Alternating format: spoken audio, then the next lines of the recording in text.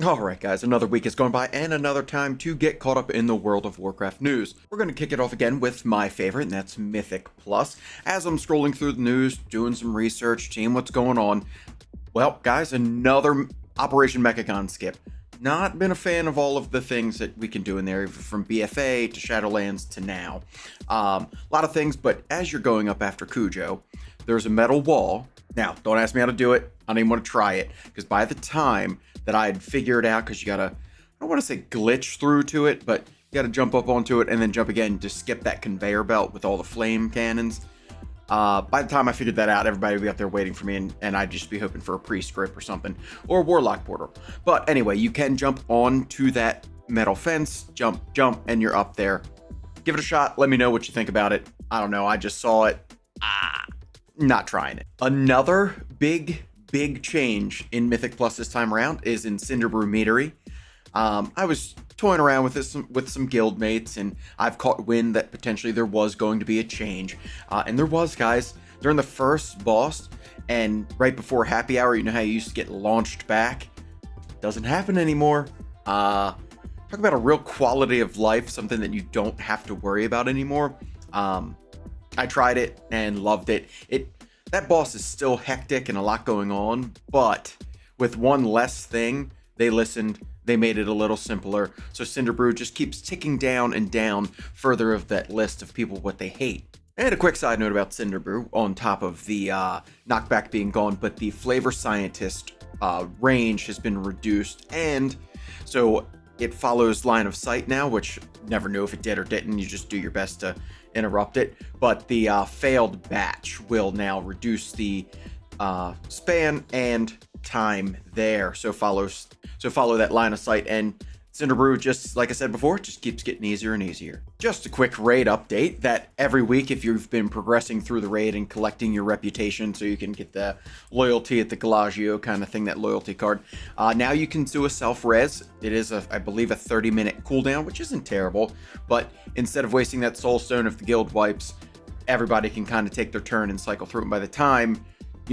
everybody's had their chance, at least, as if you can res at least a healer. 30 minutes go by, but it's just something fun. I look forward to every week you get something new in there, where it was like damage increase. You'll get the this now, you'll get the skip, you'll get all kinds of things. So definitely something cool that, in this raid that we got to experience. So go ahead and die away and res yourself, and then wait 30 minutes and do it all over again. Not much this week in the world of class changes. I know there was just some small hot fixes amongst hunters, monks, paladins, and small. I don't think anybody noticed it. I sure didn't. And I'm trying to think. I might not even play the spec that the hunter thing, but I'll have it on there so we can all see what it is and kind of, see if it affected the characters in which we play every day. Special trinkets and cloaks have been found in the PTR that interact with others and can be flipped to get another effect, which I think is pretty cool. The cloaks that give you the stats will have the trinkets at the same time, so they interact. So something fun to go with that new reputation grind, new faction that we're going to be leveling up with in Hollowfall. They can be bought from vendors, which seems really easy. You get the currency, you get one a week, so make your decisions. There will be a best in slot for every class out there, but make sure that one week you get one, and then you look for the other one that kind of interacts with it and helps your main stat, your secondary stats, all that kind of stuff. When we talk about these trinkets and cloaks and new interacting pieces of gear that do interact with players as well, I just really like to see that, Blizzard's kind of going ahead, chefing it up and cooking and rolling and trying to make things a little bit different and a little more fun, exciting for us as players. So, they get claps for them. So fantastic. I'm interested in how they go. I'm sure going to be some testing and tuning, and there will be the superior set for everybody. So, but definitely just fun to see that they're making some changes down the road. With that new faction, remember that black and white theme we saw from last time with the tabards, and a little bit of changes there in the armor sets that we get. Now we get a lot of things with more transmogs, mounts, and titles. 10 titles. There's a bunch of them. We could take a look at them. But I definitely want to say that mount the Lynx is with the armor that's black and white, that'll match everything that we're getting. I need that Lynx. Been one of my favorite things come out of this expansion as a hunter. You're taming the pets as Lynx. You get the mounts as Lynx. Just small cats everywhere running rampant, and I love it. And if you did that if you did that one achievement where you had to go around and interact with all the links, so you know what it's all about. You're a links lover too. In PTR, horrific visions are being spiced up for their awaited arrival. I played them back in BFA, wasn't a fan because you were locked in, locked out kind of thing, but that's gone. So there will be a Wowhead link to in below talking about what all the horrific vision changes are. And if you put on all those masks, 5 of them, you can end up getting 4 out of 6 hero gear, which is another way to level your alts, get catch-up gear, all kinds of things. And maybe if you're not feeling the 5 masks, but you go down, you can do it.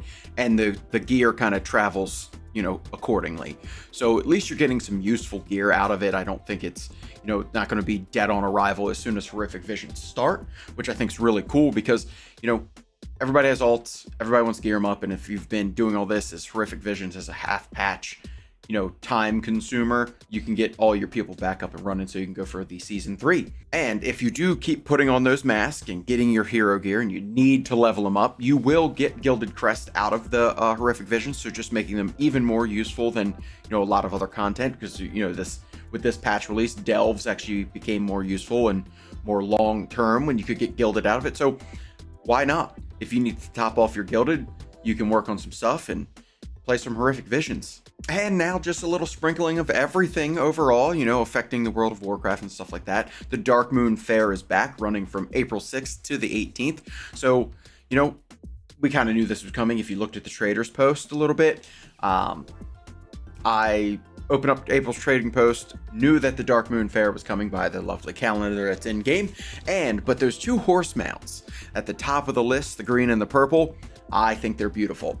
The purple one, of course, cooler because the whole old god N'Zoth eyeball and purpley things, and can make everything look fantastic. But those mounts are pretty spot on. The weapons all kind of interlock. Everything kind of matches that Jester set we got prior. So you can just have a Dark Moon kind of day and run some rides, play some games, get some tickets, do all these things because your reputation increase that's in there. And I think there's that experience buff in there that you can do your alts and level up some new characters in this downtime and have all that kind of fun in the Dark Moon Fair. So make sure to stop by. And finally, my love for competitive WoW. The Arena World Championships has started. It is the one weekend has passed. There is 3 more down the way. So if you like PvP, you like competitive Warcraft, make sure to check that out. But that's it, guys. Everything real short, sweet for the last week of Warcraft catch-up. I look forward to the next set of news coming down the road, and I hope you guys will be there to watch that video with me. So I will catch you next time. See ya.